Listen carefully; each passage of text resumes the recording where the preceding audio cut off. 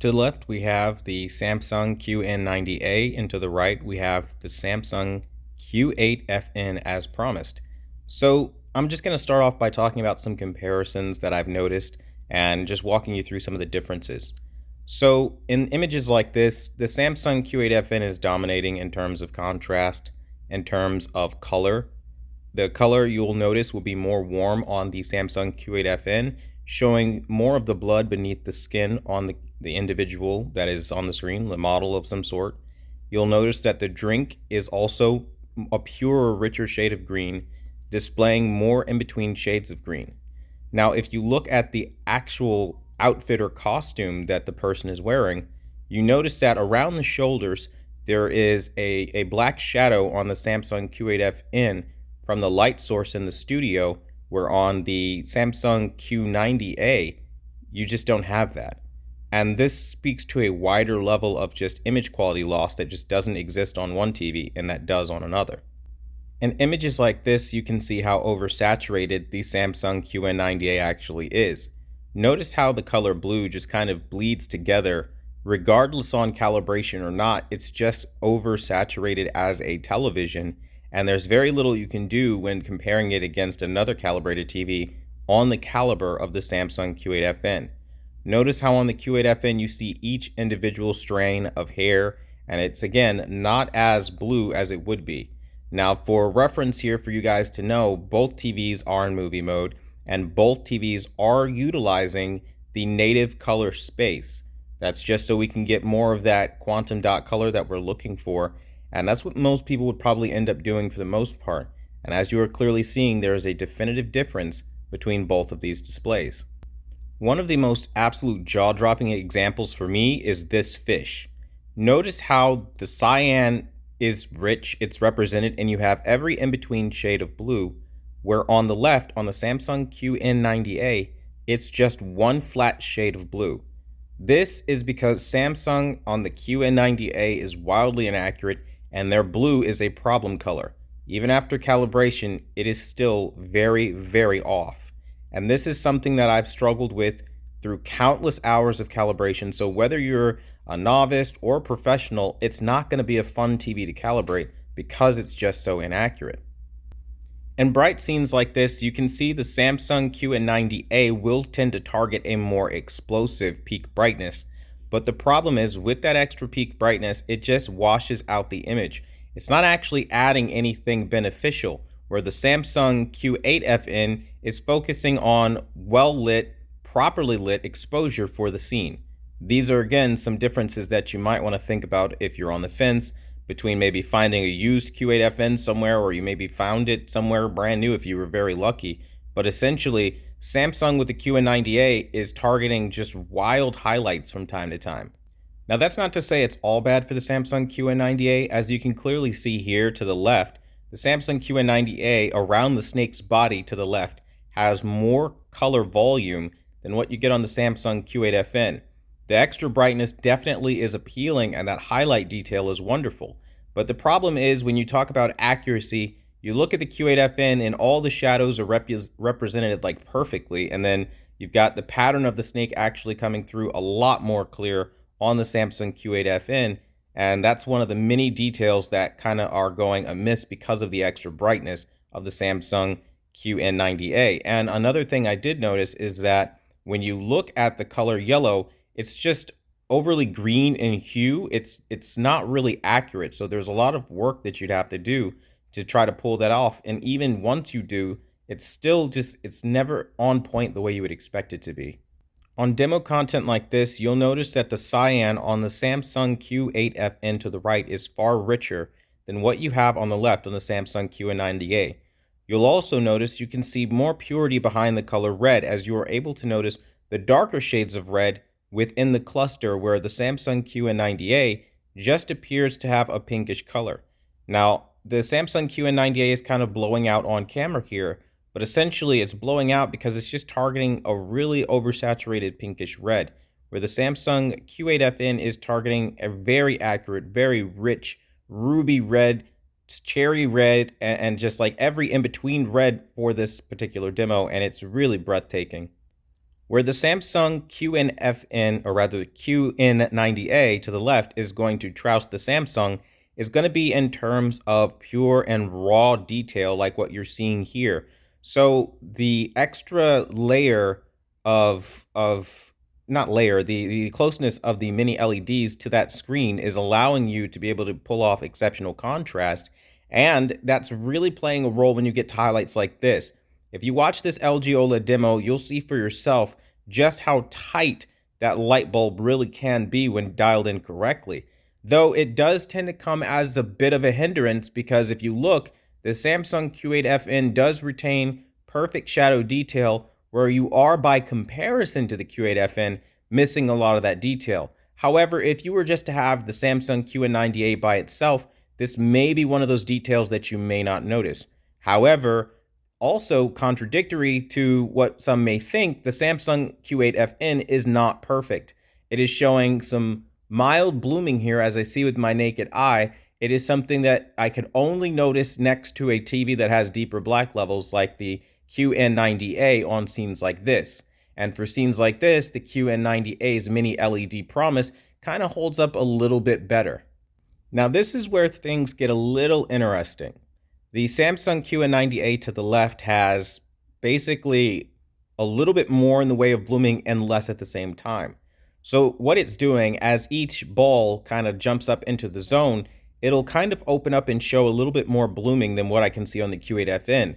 The Q8FN's approach to scenes like this is they brighten it up a little bit. You'll see some faint gray black. The black doesn't turn as inky, but you in return have zero blooming. So I think the Q8FN is nailing this scene a lot better. Not to say that the QN90A isn't producing a wonderfully dark and inky picture here. It's just by comparison, I am noticing around each individual ball, there's a bit of a glow around them that on the Q8FN doesn't exist because it's adding that generally gray look to the black levels by brightening up the global brightness as opposed to trying to individually light something as if it were an OLED. I think that's where mini LED, or particularly the way Samsung programmed their mini LED, is going to be a bit of a problem in some challenging scenes with clustered windows of peak brightness. So that's something to think about. When you watch demo content like this, it'll be incredibly difficult to try to notice a difference between these two displays because they are so incredibly similar on brightly lit contrasty scenes like this. They're virtually identical and equal. And even though you have mini LED, the Samsung Q8FN, with the way that they've rendered color and contrast, aren't falling behind and in fact still exhibit more accurate expressions of color. Take a look at the little slices of lemon and lime in the bottom left-hand corner of both screens. You'll notice that on the QN90A, the details are a little bit more faint and you can't really see them that well. Where on the Samsung Q8FN to the right, at the bottom left-hand corner of the screen, you can see those details. So that's something that's really going to start impacting real-world content once you start looking for those key details. The mini LED promise is not always going to hold up in every scene, even though from time to time it does. On scenes like this, they are literally virtually identical again, and they literally look like twins, making the price point of the Samsung QN90A seem a lot more pointless. I'm just like mixed up in my words just thinking about how crazy it is that a Samsung Q8FN from 2018 is pretty much hand in hand with the 2021 freaking TV we've got here. The 2021 Samsung QN90A should have been able to beat this Q8FN dramatically.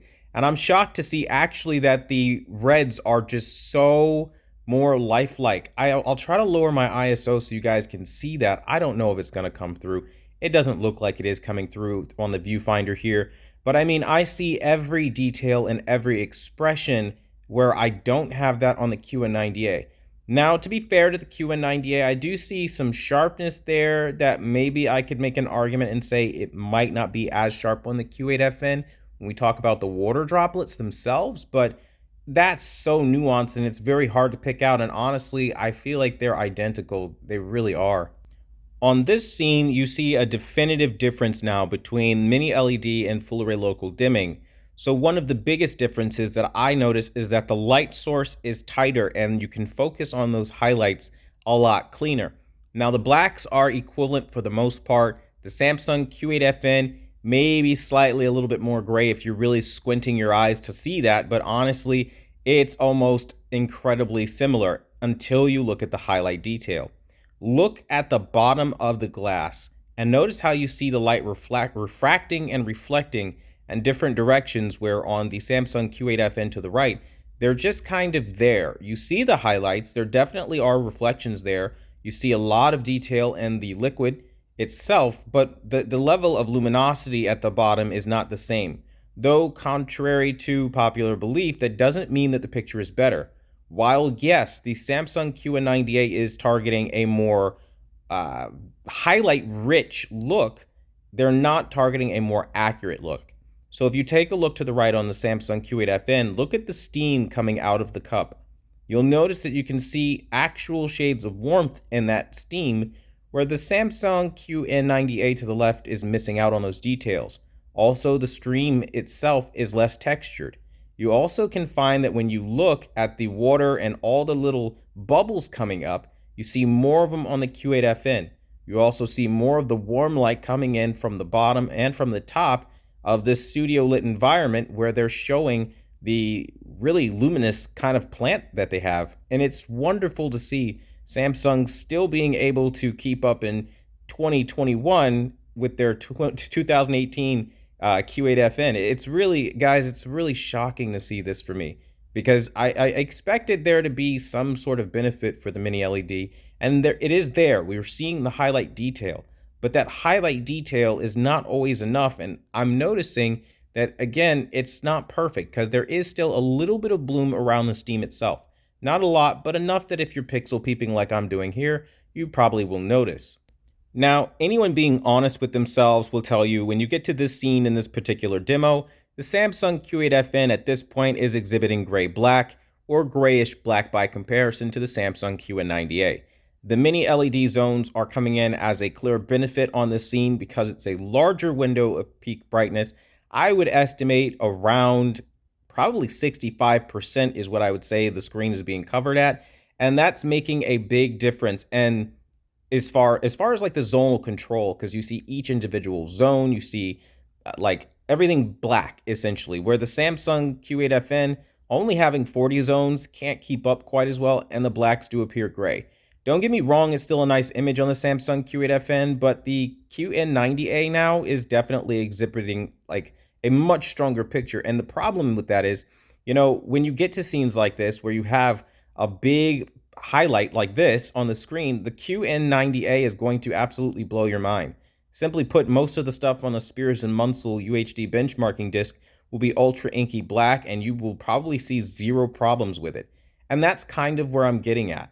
When you look at things like this, you've really got to determine what kind of content you're watching more often, because smaller highlights may trip this TV up, but the larger ones are really, really good. So it's a really rough kind of thing when you look at both of these TVs and try to dissect them as they are. That being said, the Samsung Q8FN still does have the detail down, and it is absolutely closer to OLED, I would say, in terms of detail, which really kind of then begs the question. When you can see more of the bubbles in the honey, even though you have gray or black, is the black level really that important at the expense of the extra detail? That's a question only you can answer, but that's not something that I personally would prefer.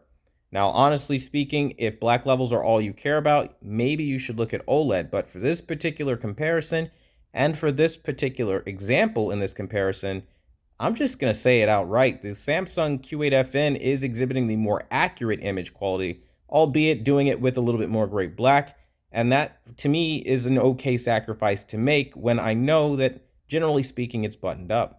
That being said, looking at images like this, the highlight detail coming in off of the QN90A is undeniable. You can see every light ray that comes in through the glass, and that's something that really just excites me a lot more than what the Samsung Q8FN is doing.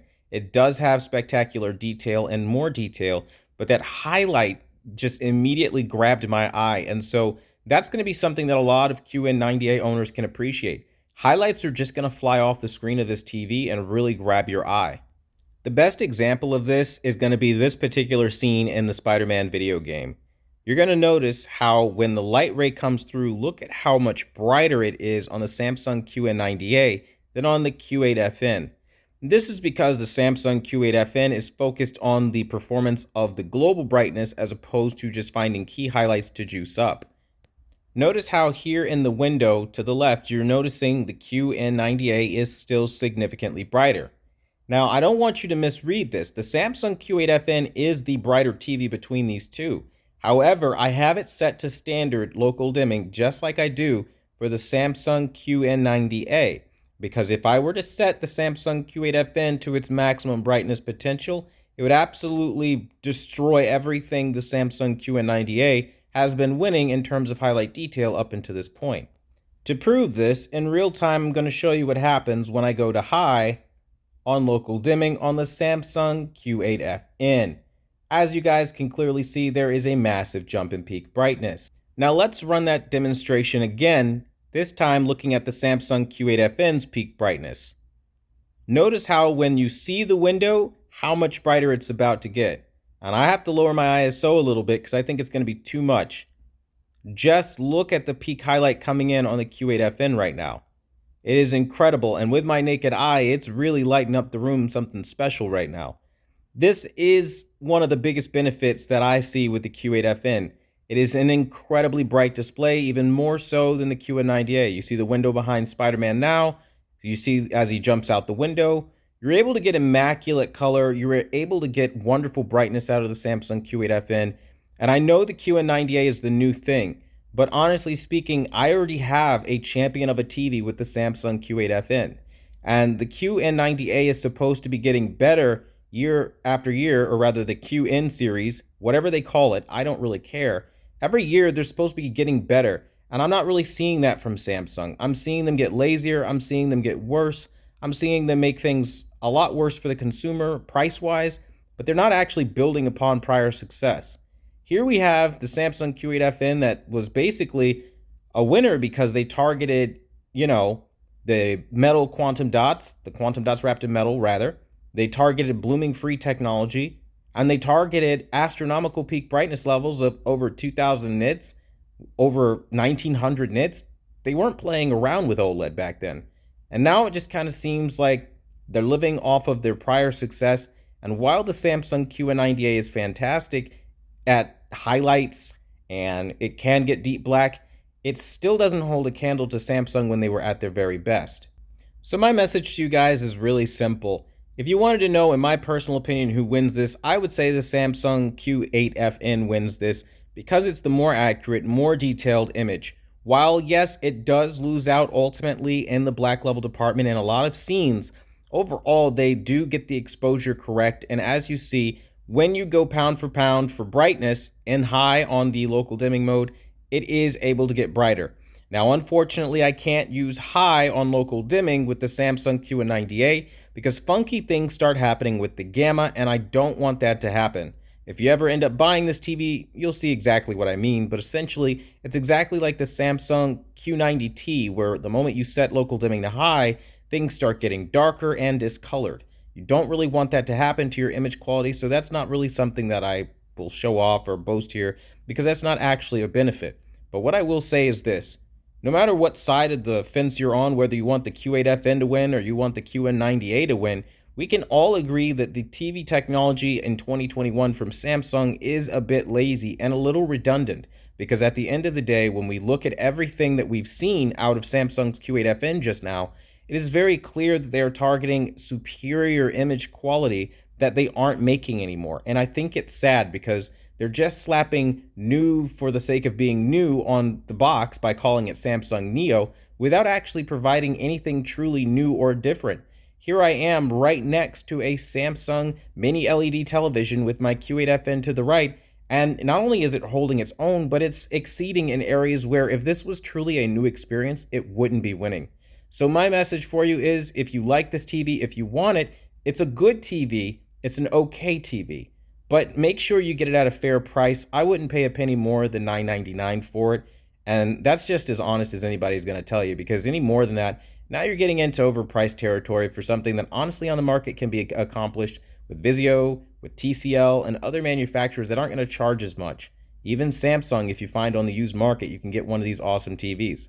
So I really hope this comparison helped you guys out. I want to thank you so much for watching the #1 brand in honesty. Leave your comments down below, and until the next video, I'll see you guys later.